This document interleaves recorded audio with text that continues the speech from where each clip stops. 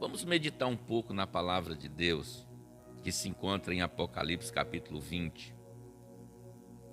Apocalipse capítulo 20, capítulo 3, o versículo 20. Estou trocando as bolas.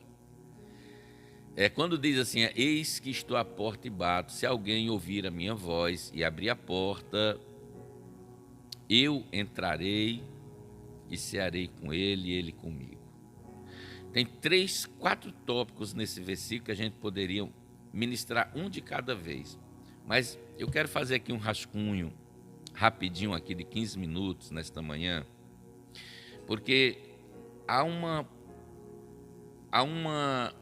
algo tão grandioso nesse versículo que é conhecido de todos nós. Agora, vamos entender isso para que nós possamos meditar um pouco.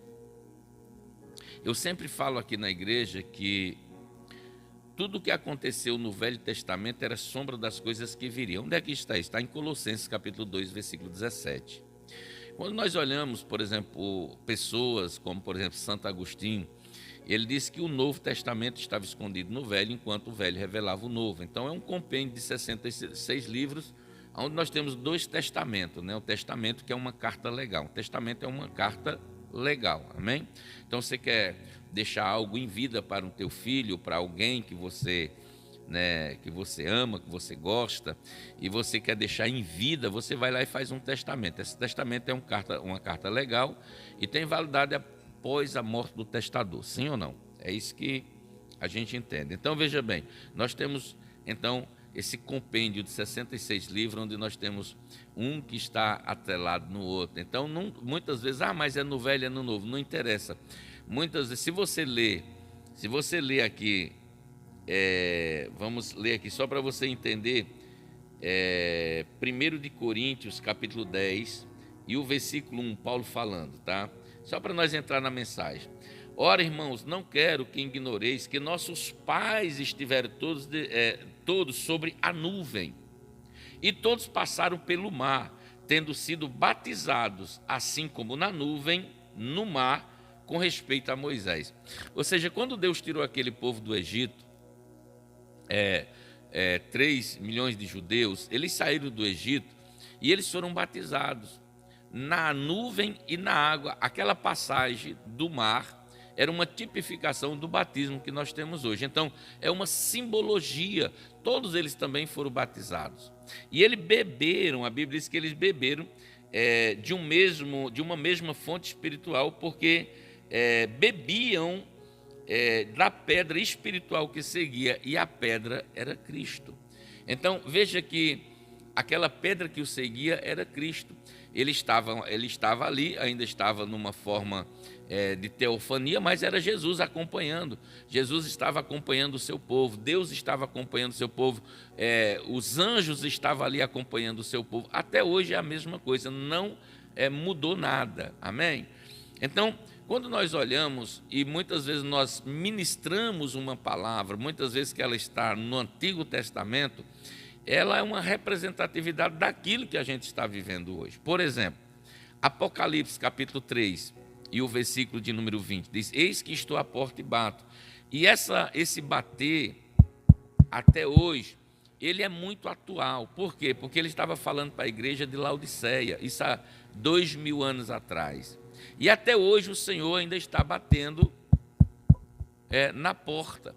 Irmãos, a gente hoje vê o evangelho sendo difundido através de panfletos, através de rádio, através de outdoor, através de a mídia em si aí, pregando o evangelho. E é muito triste você olhar, e mesmo ainda, depois de tanta ministração, de tanta pregação, de tanto falando sobre a eternidade, sobre a volta de Jesus, ele ainda continua, porque ele ainda está fora ainda, as pessoas ainda não deixaram Jesus entrar. Então, isso é muito triste, porque ele estava falando para uma igreja, e depois eu vou mostrar por que ele estava falando para essa igreja. Qual era o motivo que ele estava falando para essa igreja? Por que essa igreja expurgou, deixou Jesus de fora, né? Mas vamos entender. Talvez as pessoas hoje ainda não estejam ouvindo, porque ele diz assim: eis que estou à porta e bato. Se alguém ouvir a minha voz. Então, não é somente ele bater, eu também tenho que estar com meus ouvidos sensíveis a ele, quando ele bater na porta. Se alguém, e essa palavra se, né, isso é condicional. Eu posso ter uma sensibilidade ou não, eu posso abrir ou não, vai depender de mim, do meu coração. Então, ele está dizendo, eis que estou à porta, se alguém ouvir e abrir a porta, ou seja, outra coisa também, é condicional. Se você quiser abrir ou não, vai depender de você, vai depender da gente. Deus, ele não vai chegar e vai arrebentar, e vai entrar, e vai fazer. Aí ele diz assim, e se você abrir a porta, se você ouvir, né? Eu estou batendo a porta, mas se você ouvir, se você abrir, então eu vou entrar. E nós vamos cear, nós vamos estar juntos. Que coisa tremenda, né, irmãos? Que coisa maravilhosa. Deus está dizendo assim, se você fizer isso, eu vou prover, eu vou ser o provedor da sua casa, nós vamos cear juntos. Eu vou estar na sua mesa. E quando eu estiver na sua mesa, nós vamos ter comunhão, nós vamos ter relacionamento, nós vamos ter intimidade, nós vamos andar junto. Por isso que lá para a igreja, ele disse, eu conheço as tuas obras, para essa mesma igreja. Por quê? Porque você conhecer as obras de alguém, você só conhece quando você anda junto, ou quando você está junto, ou quando você senta junto. Por exemplo, pessoas que estão nos assistindo aí, eu não conheço a sua vida, eu conheço você, mas eu não conheço a sua vida de andar lado a lado com você. Por exemplo, o David está ali, né? Está ali conosco também a Elisângela. Eu não conheço a vida deles diário, de estar lado a lado, mas Deus é tão bom que ele diz, eu conheço as tuas obras. Irmão, só conhece as obras de alguém que anda lado a lado com ela. Então Jesus, ele é tão maravilhoso que além de dizer, se você abrir, eu vou cear com você, nós vamos sentar na mesa, nós vamos ter comunhão, nós vamos ter relacionamento, nós vamos ter intimidade, porque eu conheço as tuas obras. Então veja bem, talvez seja por algo que muitas pessoas ainda não estejam abrindo a porta, ouvindo Jesus bater, talvez seja por falta de conhecimento. Por quê? Porque a palavra de Deus diz em Oséias 4:6, ele diz assim, ó, o meu povo perece por falta de conhecimento.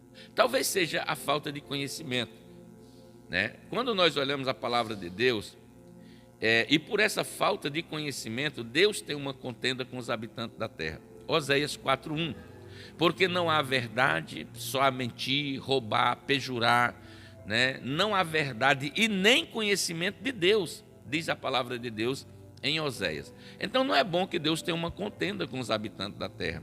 Você acha que é bom Deus, ele está iracundo com o povo da terra? Claro que não. Veja o que aconteceu agora lá em Hollywood, lá, né? Eles estavam lá, e o que é que ele estava dizendo? Cidade sem Deus. Ele estava dizendo que o apresentador, ele tinha recebido até um elogio, mas cadê Deus? Não recebeu nenhum. Não se brinca com Deus. Por quê? Porque na realidade a Bíblia diz que tudo que o homem plantar, certamente ele vai colher. Deus não se deixa zombar, tudo que o homem plantar, ele vai colher. Talvez seja pela falta de conhecimento. Quando nós olhamos Mateus capítulo 22 e o versículo número 29, ele diz assim, ó, errais, não conhecendo as Escrituras e nem o poder de Deus. Talvez seja também porque nunca viram o poder de Deus. As pessoas nunca viram milagres acontecer. Talvez as pessoas nunca viram uma pessoa cheia do Espírito Santo. Talvez as pessoas nunca viram as pessoas orar por uma pessoa enferma e ela ser curada instantaneamente. Isso aí, na realidade, a gente tem visto. E isso aí, na realidade, era para acontecer com frequência dentro da igreja. Mas muitas vezes não está acontecendo, né? Até porque a palavra de Deus diz, lá em Mateus capítulo 13, o versículo de número 19, diz assim, aquela pessoa, se alguém ouvindo a palavra de Deus e não tem compreende a palavra de Deus, vem um maligno e lhe arrebata o que foi semeado no coração.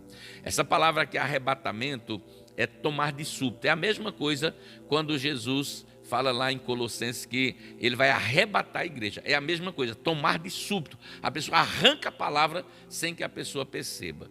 E qual é a finalidade do diabo? Muitas vezes arrancar essa palavra, tirar ela do coração sem que você saiba. Qual é? Porque ele não quer que você produza para o reino. Ela não quer que você entenda. Por quê? Porque o contexto dessa palavra, ele fala da parábola do semeador. E uma semente caiu à beira do caminho, veio os pássaros e comeram a semente. E a semente é a palavra. O semeador está semeando ali, ele está semeando a palavra. Então veja bem, eu nem vou, está em Lucas capítulo 8 e o versículo 11. Então veja bem, quando você vê ali, ele saiu a semear, então caiu à beira do caminho, outra caiu entre os pedregulhos, as pedras, né? Que por não ter terra suficiente, veio o calor da perseguição, dos problemas, da dificuldade, e aquela árvore morreu porque não tinha terra em si, ela não tinha raízes, né, lançada, né, como diz lá em Salmos de número 1, né, que as nossas raízes têm que estar lançadas junto a ribeiro de águas, porque na estação própria dará o seu fruto. E outra caiu entre os espinhos, né, que fala dos cuidados da vida, é ou não é? Mas teve uma mesma semente que caiu numa boa terra. Essa mesma semente que caiu numa boa terra não é diferente da semente que caiu à beira do caminho, outra caiu entre os pedregulhos e outra caiu entre os espinhos. A semente é a mesma. O problema é a terra, é o solo. Talvez seja por esse fato do conhecimento, as pessoas ainda não entenderam ainda o poder da grandeza de Deus. Talvez seja isso. Ou também as pessoas ainda não conheceram a verdade. Jesus disse: eu sou o caminho, eu sou a verdade, eu sou a vida, e ninguém vai ao Pai a não ser por mim. Quando nós olhamos essa passagem, nós olhamos em João capítulo de número 14, 6, o Senhor Jesus, ele diz: eu sou o caminho, eu sou a verdade, eu sou a vida, e ninguém vai ao Pai a não ser por mim. Irmãos, essa verdade é a verdade que liberta. Essa verdade é a verdade que nos coloca no caminho. Muitas vezes a gente está no atalho e muitas vezes seguindo o atalho, mas a gente muitas vezes ainda não está no caminho.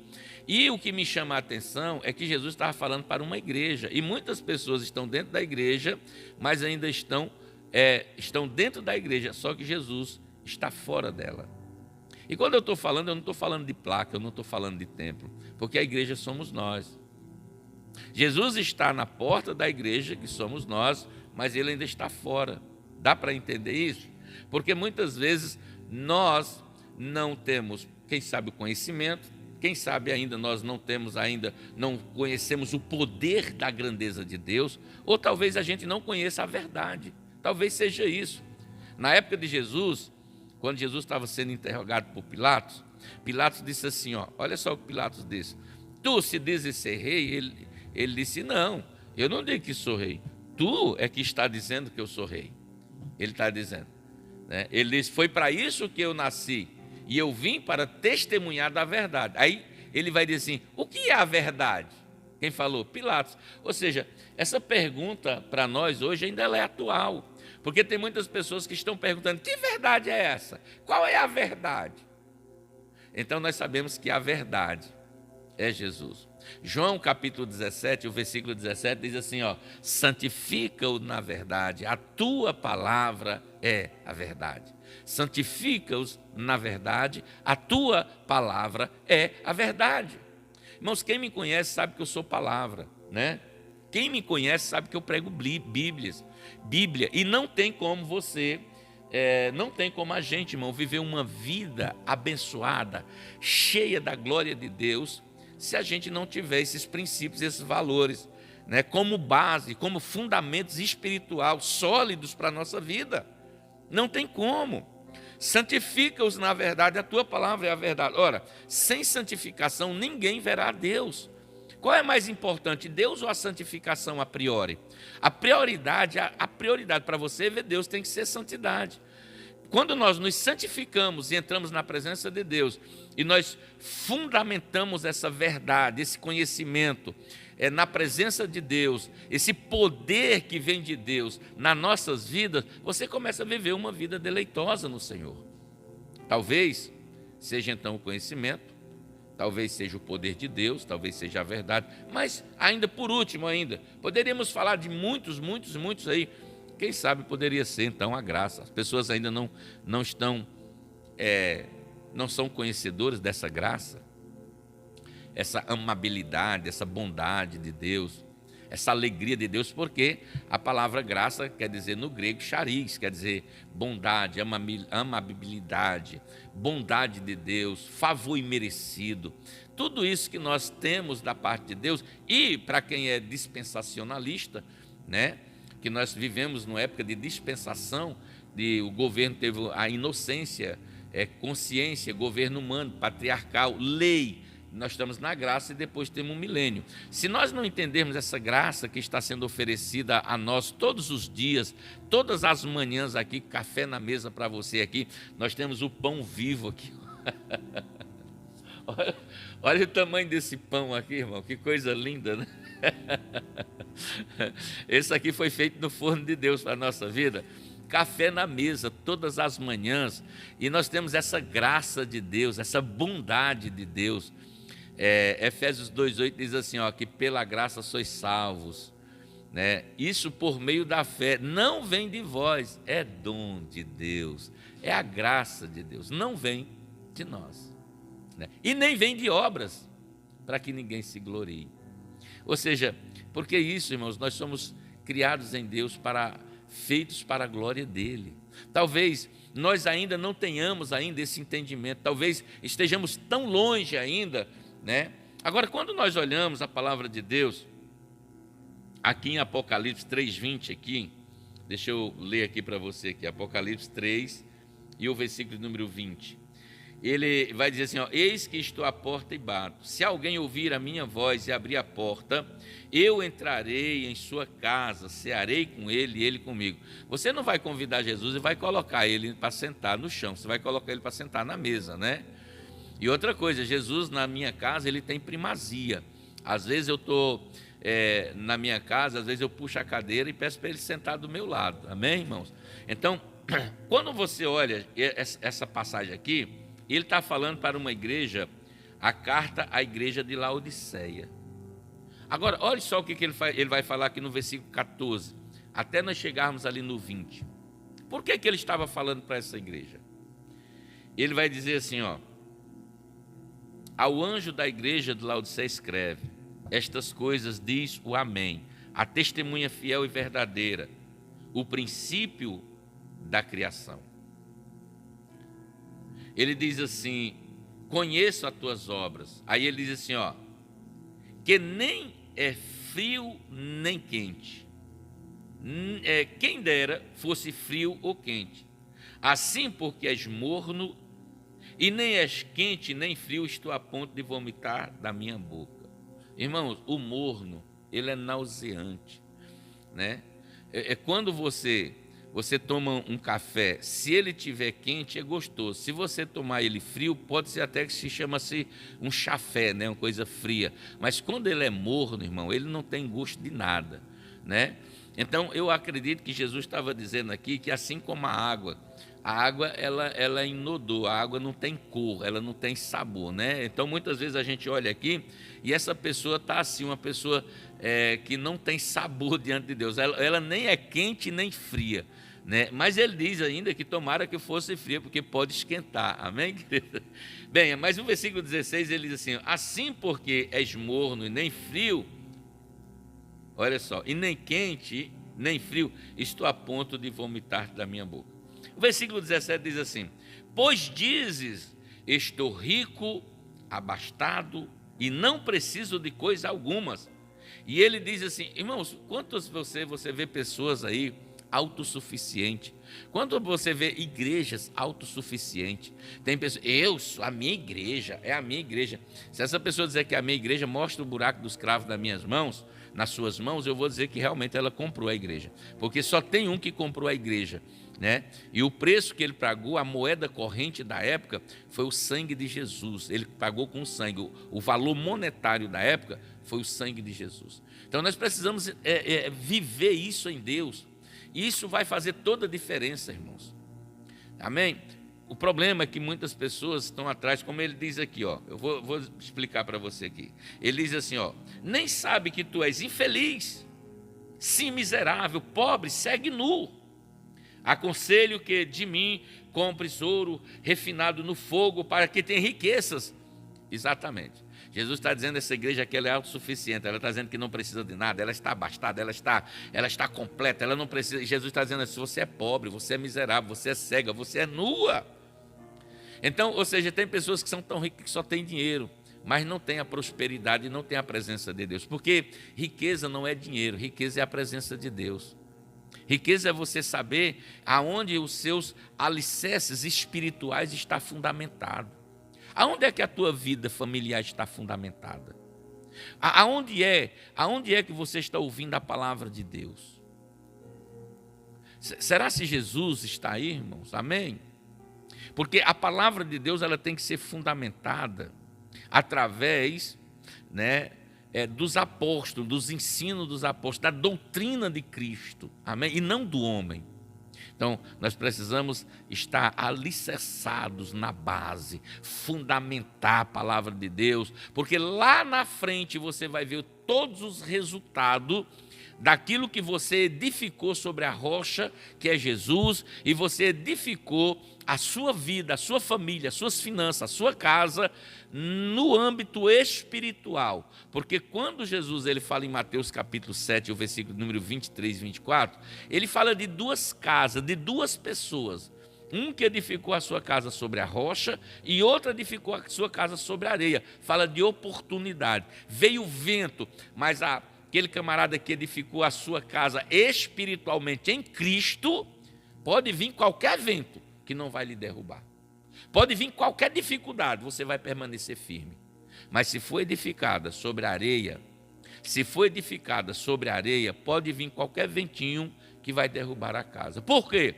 Porque ele está à porta. Se alguém ouvir e abrir, ele entra. Irmão, deixa Jesus entrar. Eu prefiro morar numa casa sem muro com Deus do que numa casa edificada, remurada sem Ele. Você está entendendo? Porque se Deus estiver comigo, eu estou seguro. Se Deus estiver segurando na minha mão, nada vai me deter, nada vai me derrubar. O Senhor Jesus é aquele que sustenta na nossa mão. Amém, irmãos? Então, vamos ficar com essa palavra hoje aqui. Tem muitas coisas que a gente poderia falar mais e mais, mas eu quero que você fique com essa palavra nessa manhã, porque essa palavra ela faz toda a diferença. Essa palavra ela é real, essa palavra ela é viva, essa palavra ela é show, não tem nem palavra para descrever. Amém? Conhecimento, poder de Deus, verdade, graça. Poderíamos falar outras coisas ainda, mas nós não vamos falar. Fala de tua justiça.